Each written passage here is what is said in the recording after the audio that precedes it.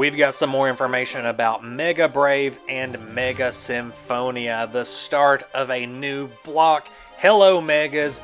Goodbye, Scarlet and Violet, or should I say, good riddance. I have never disliked an in-game specialty mechanic as much as I have terrestrialization. When you look at Megas, yeah, a Pokemon gets to go even further beyond. It gets to break the bounds of its evolution to become some grotesque, ultra-powerful thing. That's awesome.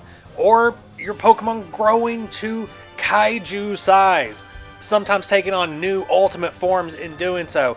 That's pretty awesome. Even Z moves, even just giving a Pokemon a big cutscene to do a really powerful attack, it was alright, it was enjoyable. But to invoke the concept of Delta species and being like, yeah, you can turn your Pokemon into whatever type you want, but in doing so, you're gonna give them a big dumb fucking hat. I am so ready for Megas to be back. I am so ready for terrestrialization to be gone. But before we go deeper into the Megas, let's talk about the fact that we are getting full art item cards that aren't just the generic gold. This rare candy looks great. This is going to be a very popular card regardless of the format you're playing. You want this version of rare candy. I'm probably just going to order a bunch of copies of this for myself for GLC decks. I'm very curious to see how popular these actually turn out to be and how rare they are within the sets. We also got confirmation that illustration rares will continue to be part of the Mega sets. There was no doubt in my mind that this was going to happen, but it is nice to have it confirmed, as this is one of the biggest reasons that Pokemon is the biggest collectible card game because of these illustration rares. They look amazing. We've only seen like 20 cards from the set, and I can already tell you that Bulbasaur is going to be a chase card for me. The Vulpix is also very nice. I'm not a fan of Inteleon, but I even have to admit that that card looks good. I really like the art style. We already knew that the set headliners were going to be Mega Lucario EX and Mega Gardevoir EX. That's what the sets are named after. They have the Mega Brave attack and the Mega Symphonia attack. I'll wait for final judgment on these cards when I'm able to see them in person, but I'm not really a fan of, I don't know if it's the font or just the gold lettering in the name, but it doesn't look very good in the scan. What I do love is that the text box is partially transparent and you can see the rest of the Pokemon's model behind the text. Kinda like a full art, but not. It makes me excited to see what the alternate arts for all the Megas are going to look like. As far as new Mega announcements, we did get to see Mega Latias EX. It seems decent, still very weird to me that you are playing this as a basic Pokemon. You have a Mega coming straight from your hand, and we still have a lot to learn about the other cards in the set and the type of support that each Pokemon will be receiving. At the very least, we do know that there is a support Latios that is going to assist Mega Latias in doing what it wants to do. All of these scans and translations are coming from PokeBeach, so if you want to look at them all yourself, take your time perusing over them, please go and check out PokeBeach.com, as I won't be covering every single card on there, just the ones that stand out to me. Mega Venusaur is also making an appearance in this set, which is a bit surprising for the first set in this block. I thought for sure they would save Venusaur and Blastoise for the next round of Mega sets, which includes Charizard. Notably here, in opposition to what we're expecting from those Mega Charizards that we're getting in the future, this just says Mega Venusaur EX. It doesn't say Mega Venusaur X or Mega Venusaur Y, so kind of dashing my hopes that the other Kanto starters will get alternate Megas, but it doesn't rule it out. Maybe in the future we get a Mega Venusaur Z EX, who knows? Anyway, I think that this card is bad. I think that this card is very bad.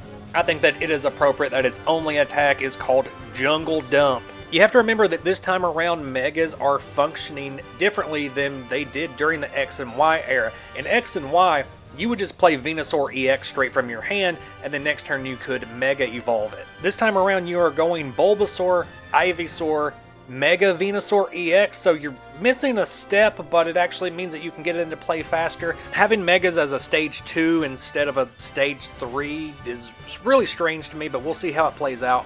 But you still have to look at this from the perspective of just playing Mega Venusaur EX is taking up more room in your deck than other Megas will. Yeah, there's rare candy, yeah, there's search tools to get the Mega into your hand faster, but when your Mega is a Stage 2 as opposed to a Stage 1 or a Basic, it's taking up more room in your deck, and so it better be worth it to dedicate that much space. And unless Mega Venusaur has some type of awesome synergy with something else in the set, it doesn't seem worth it. The only exception I can see is that with Solar Trans you are moving energy to your other Pokemon without playing them from your hand, which helps you get around this Pachirisu that I do really like. Adorable artwork, but we're really here to talk about Tingly Incisors. You're dealing 10 damage for 1 energy, but then during your opponent's next turn, if they attach an energy card to that Pokemon from their hand, put 8 damage counters on it. Yeah, it's easy to get around. You can just retreat that Pokemon to get out of this effect, or you can just attach your energy per turn to one of your bench Pokemon instead. It's still pretty disruptive early game, especially if your opponent is trying to fast play and they start the game with their big basic EX in play and they get an energy card on there, and on their second turn you go, okay, attach you another energy there, put 80 damage on that Pokemon if you want to power it up. I don't know, I like this kind of card. Though I don't like the way that the Mega Evolution lines are established in this set, I do like that Megas are playable this time around. In X, Y, nobody really played Megas because they were too much of a hassle to get into play. But in the Mega block, right off the bat, we are getting some Mega support. Wally's Compassion here is going to Pokemon Center your Mega Pokemon. That's right, Venusaur is back, the base fossil staple. Move all of your grass energy off of Mega Venusaur, hit it with a Wally's Compassion to put it back at 380 HP, then just move all the grass energy back onto it so you can continue attacking. Does Wally's Compassion make Mega Venusaur playable? I don't think so. But the concept of having a playable Mega Venusaur deck is kind of cool. Let's talk about Mega Signal. This is a trainer item card. Search your deck for 1 Mega Evolution Pokemon EX, reveal it, and put it into your hand. I would like some clarification on this card because when it says search your deck for 1 Mega Evolution Pokemon EX, can you go search up a Mega Latias EX with this card? Because it is a Mega Evolution Pokemon EX, but does it have to be an evolution card? Does it have to be a Stage 1 or Stage 2 card? I don't think so. I think the wording on this translation means you can just go get a Mega from your deck and put it in your hand, which is much more powerful because that means you can go get a big basic Mega EX and put it right into your hand, which for a basic Mega EX means that you can put it right into play from your hand. And this is just a normal trainer card, so if you start the game with 4 of these in your hand, you are essentially getting all 4 of your Latias EXs into play, straight from your deck with some steps in between. So as long as Mega EXs are good, this is going to be a format staple. And I expect that Megas will be good because every single set in this block is going to have the word Mega in front of it. So what's the current outlook on this set? To me, I'm getting heavy Scarlet and Violet base set vibes. And by extension, Sword and Shield base set vibes. When base Sword and Shield came out, you had the Zacian card that was pretty good competitively, but there wasn't a ton of hype around most of the other cards in the set. With Scarlet Violet base, we had Gardevoir. A lot of competitive hype around this card. There still is. It's still a good card. But most of the chatter around the rest of the set was just how good the illustration rares looked. The Pokemon Company knows this cycle of boom and bust within the Pokemon TCG, and they play into it. They start blocks slowly. Not a ton of hype. They let previous blocks breathe for a little longer. They let people get over the hype of everything that the end of a block has to bring while they get more reprints out. They use this lull to give people time to play the games that these Pokemon are actually based off of. These mega sets are going to start releasing before Legends ZA is out, and you don't want to overload people with content, especially when the TCG is currently in the spot it is now where you can't actually buy it anywhere. A couple of lackluster sets that are readily available will get the market back to where it probably should be.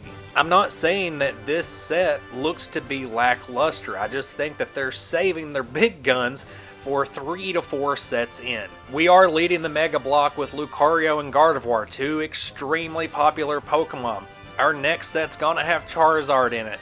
but this is just a repeat of what we saw with Scarlet and Violet. This is a repeat of Scarlet and Violet base and then Obsidian Flames. 2 sets that saw a lot of printing and 2 sets that sat on the shelf for a long time. I'm hoping that the pattern continues and that the early days of the Mega block don't have as much interest in them. A lot of people shy away from it at first because that gives more room for collectors to get the cards they want and prepare for the next boom that they know is going to be coming 3 or 4 sets down the line. The Pokemon Company is looking pretty confident in the amount of product they're gonna have for sale for this initial release in the Mega block, because these Mega bundles that they're gonna have available at Pokemon Centers include 2 booster boxes each. They're also gonna come with a deck box and sleeves of some very popular characters. These look to be the Mega evolved versions of an Elite Trainer box, and an amazing value if you're able to snag one. There's also a new trainer kit on the way, which is always good for keeping competitive single prices low, but also with a bunch of packs in there, which again makes me think that they're pretty confident in their ability to print enough product to meet demand early on in this block. But I want to hear from you guys as well. Get your crystal balls out and let me know where you think the Pokemon TCG is headed. Let me know how you think this release will fall once it reaches the West. We certainly have a lot more to learn about the set itself, and a lot more changes in the landscape of TCGs in general to go through before we get to this release. I appreciate each and every one of you that has tuned into this video and that leaves a comment below. I hope to see you on the next one. Bye-bye now.